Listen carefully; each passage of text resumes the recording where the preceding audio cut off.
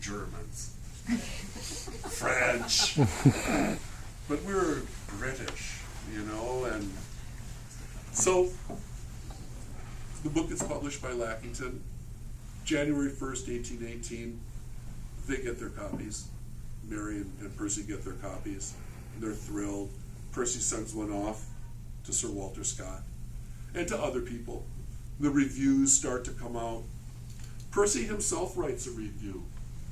And for some reason, and we don't know why, it's lost. For some reason, that review isn't written during his lifetime. Percy dies in 1821. Goes off sailing with some friends. They're going to sail from this place on the bay across the bay to this other place. And he takes a friend with him. They take a young boy along to help with the boat. The boat sinks. Percy's drowned. They find his body a short time later washed up on shore. 1821. 11 years later. And it corresponds with the second major edition of Frankenstein. The book comes out in 1818. In 1831, Mary writes a revision. It's the first major revision that wasn't a bootleg, because there's no copyright. So all over the continent, Frankenstein's being bootlegged. It's bootlegged in France, and they're selling it openly in all the bookstores in France. They don't care. Yeah, Mary Shelley, so what? We're keeping this money. That's the way it was. So in 1831, Mary writes a major revision. And it's in that 1831 edition, in the introduction, that she lays out her version of the story of what took place that night in the villa when they were reading ghost stories to each other. Polidori, in The Vampire, in his introduction, he sets out his version of the story. It's very close to Mary's version of what happened that night. And in 1832, in the Athenaeum, and the Athenaeum is, again, like Blackwood's, it's a really popular literary journal, but it's a literary journal that comes out every week. So in every week, this literary journal of I don't know how many pages, 5, 6 pages, comes out. And in this particular one, after all this time, they publish Percy Shelley's review of Frankenstein. So it's Percy reviewing Mary's book. And, when you're reading it, if you didn't know that they were married, you'd still think that he was incredibly fond of this author. His praise in so many places is that high sort of poetic language that he uses in the letter to Mary Ann Hunt.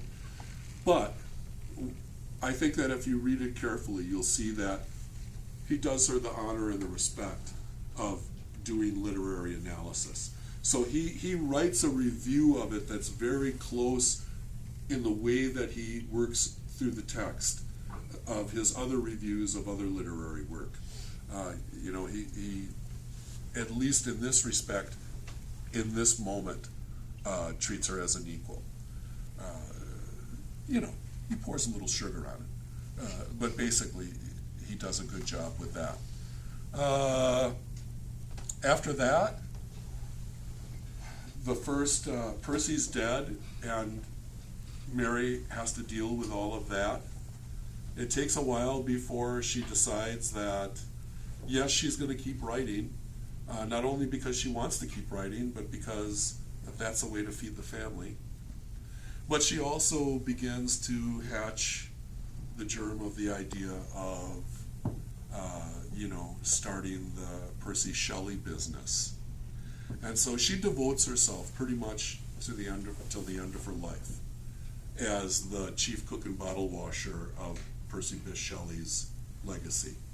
And that's where so much of her energy and her passion goes, into making sure that Percy Shelley emerges historically as one of the most important writers of this whole period. And in that 1831 revision, that's where we see a lot of the ideas that come from Percy's editing.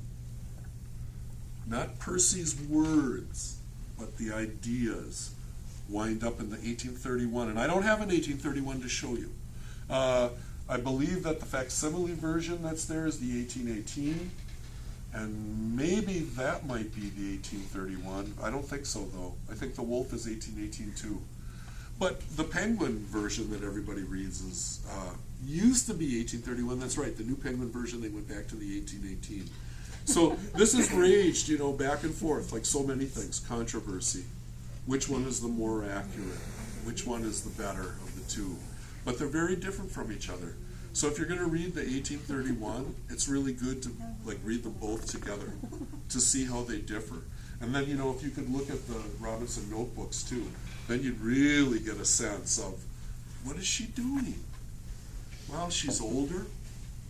She's had 11 years of this, waving the flag, cheerleading for Percy Shelley.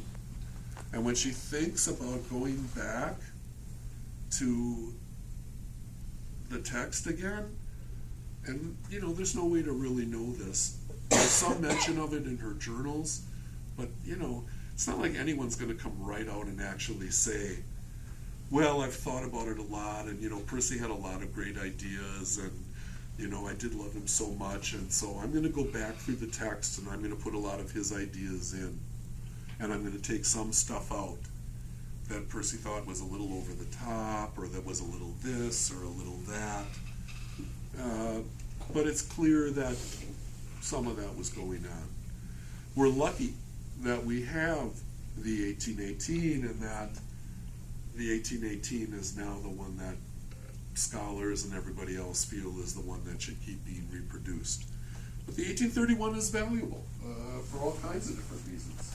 I would assume both versions are available in Kindle or Free. Oh yeah. So basically, that's it. That's the story of the publishing, the writing of it, the publishing. There's so much more to this story for anyone who's interested in learning about it.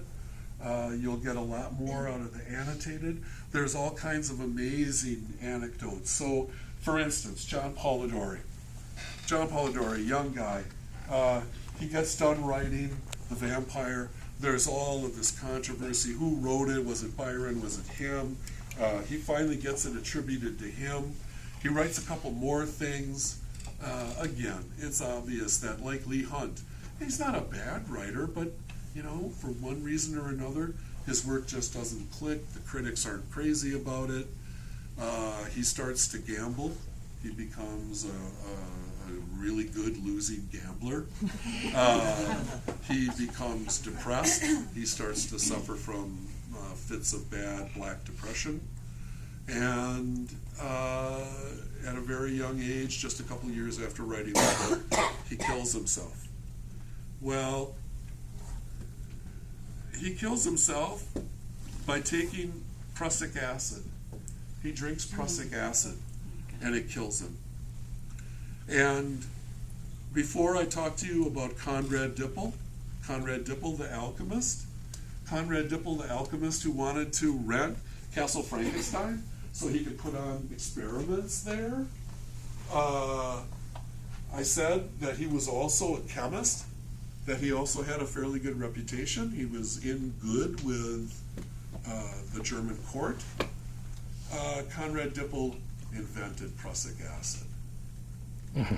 So you have one of these amazing coincidences, and there are dozens of these that circulate around the writing of Frankenstein.